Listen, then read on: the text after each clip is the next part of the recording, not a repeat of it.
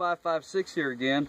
We're out on the range today and we're kind of running, doing some run and gun with this CETME 308 rifle. This is one of the Century Arms G3 conversions that they did. It's all intents and purposes an HK now. It's got an HK rear stock and recoil system.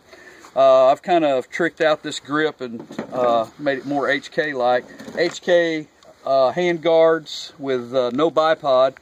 This barrel, for example, has been shortened to legal length of 16.25 inches, and it's got an A2 flash hider with a 14-to-1 left-hand thread. It's the AK or the Russian left-handed threads. For all intents and purposes, the other thing that's interesting, I added this G5 rail to it. This rail, you read a lot of reviews about these rails, but I always modify my stuff. This rail was added, and I've got it drilled and tapped, as you can see here on the top. I've got 3 set screws in there. These 2 set screws are going all the way into the receiver. This is just a stamped steel receiver. And I drilled in there, tapped those, and then I ran some set screws down in there and put Loctite on them. This center one is a set screw that's just run down in there, and it's putting upward pressure on the mount. So this mount had an optic mounted on it, and it was rock solid. So we're out here just kind of test firing it. I did replace the rollers in the bolt, and I'm running in the mid-teens on the bolt gap, and I'm just kind of test firing this rifle with the iron sight configuration to see what's up. So you pop a few rounds here and see what goes on.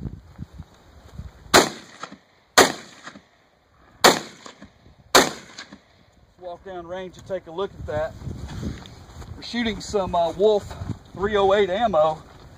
This gun, of course, is marked 308.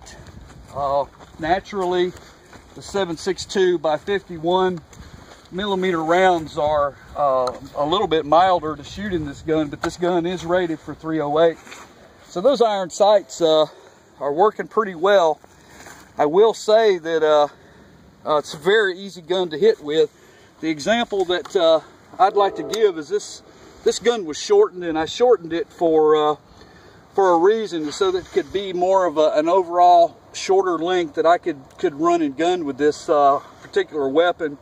It's a heavy hitting 308 caliber, and it's more suited now than it was before, and it's longer variety with additional muzzle brake to do some of the tactical work in the run and gun that I like to do. So it's really a beautiful setup. It's heavy gun, but it's that weight contributes to its manageability, and I like it. Okay, folks, we've got a fresh magazine. This is some old Indian 308 ammo, actually 7.62 by 51 millimeter. This is M80 ball NATO ammo.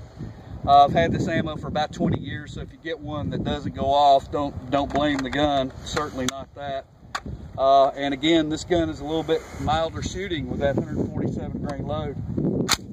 See what happens here.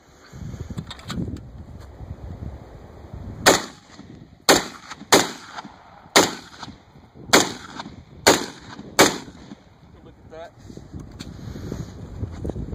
The gun really feels good. It is a little heavy, but it's a very manageable recoil. That's a very respectable result for a short 16-inch 308 at close range. That's what you want.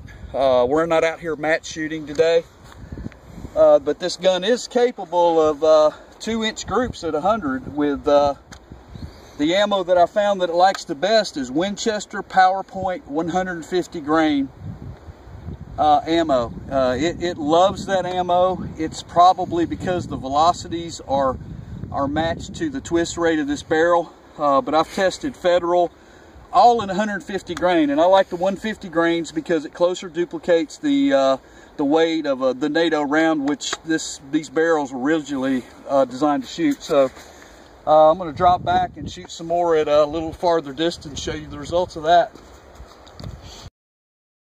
7.62 by 51 surplus ammo.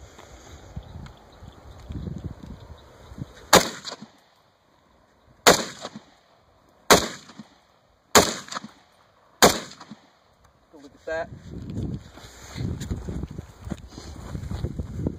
The beauty of these weapons, I've had this rifle for about a year. Bought it from a guy at work. $400 for it at a pawn shop. The gun looked brand new, had wood furniture on it. He walked up to me one day and asked me if I wanted it. I knew what he had paid for it, and he said, I want $400 with 11 magazines, and the gun was in beautiful condition, so naturally I couldn't pass that up.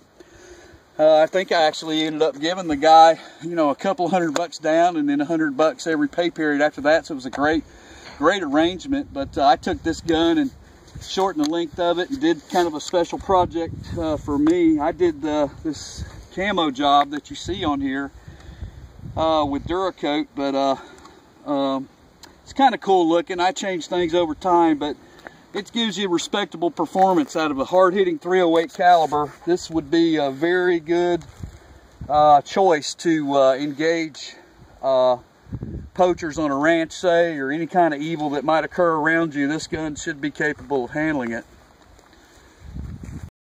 All right, Crusher's going to take a few rounds with this HK variant. That's your go, Crush.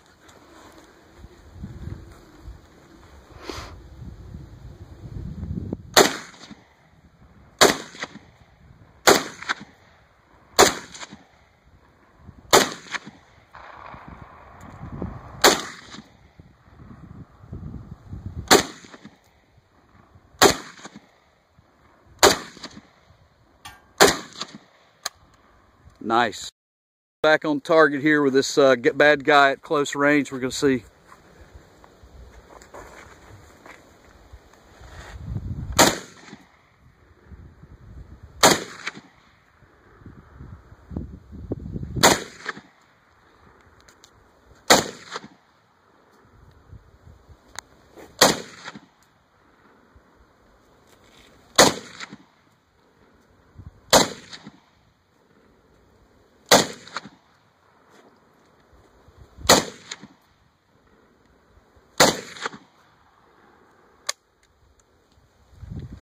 Impressions. What'd you think about it, Crusher? Thought it was great. Didn't kick as bad as I thought it was going to. Felt like it was pretty accurate. About all I have to say. Decent trigger. How's the gun's trigger for you? The trigger's fine. Trigger's great. The sights, it looks kind of like, it looks cool because it's got kind of a flat top look to it now with that rail on it, but it's got a balance. It's a forward balance bias gun. It's got more of the weight forward. Does you feel like that? Does that feel good to you when you're firing it? Yeah, the weight of the gun actually, in my opinion, helps with the recoil kind of, and the weight of the gun makes it feel like I'm just going to hit what I'm aiming at. Yeah, and it feels good when you're bouncing when you're bouncing the gun during rapid fire. It's more manageable because of that weight, I think. But sure does look bad. So we'll get some good shooting, man. All right, Crusher, let's get on patrol here. Contact left.